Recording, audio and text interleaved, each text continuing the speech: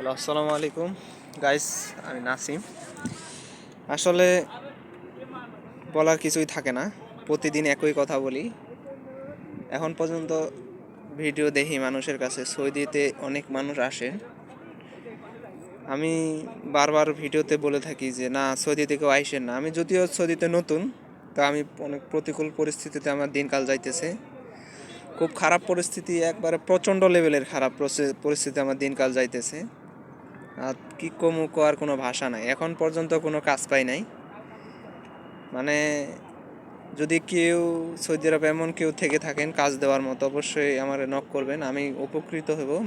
মানুষের জন্য আসলে ভিডিওটা দেখার পর সবাই শেয়ার করবেন। আর সৌদির অবস্থা খুব খারাপ, প্রচণ্ড লেভেলের খারাপ, যেটা বলার বাইরে।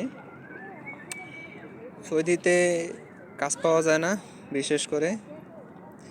দ্বিতীয়ত হাজার হাজার মানুষ কাজ পায় না। আর আরও প্রতারক চক্র একটা বেশি, প্রতারণা হইতেছে মানুষ। অনেক কষ্টে মানুষ দিনকাল যাইতেছে। আমি অনেক জায়গায় গেছি কাজের ক্ষেত্রে, কাজ পাই নাই, কাজ অনেক খুঁজছিলাম আর কি। এখানে একটা বিশাল বড় সিন্ডিকেটের সিস্টেম মতো, এক কথায় এখন যে পরিস্থিতি, খুব খারাপ পরিস্থিতি কাটাইতেছি আর কি, বইলা বোঝা যাইব না আর কি। কেমনে কমু, এটার কোনো কোয়ার ভাষা নাই।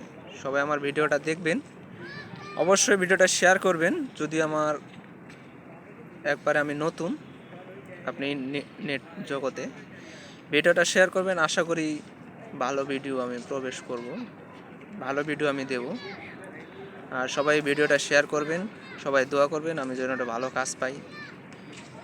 আসলে সৌদি আরব দেখতে সুন্দর হলেও মানে মানুষের ভিতরে একটা শয়তানি ঢুকে গেছে। এটা শয়তান রূপে মানুষ তৈরি হয়েছে সৌদি আরবে, বিশেষ করে বাঙালিরা বিশেষ করে ভুক্তভোগী বেশি।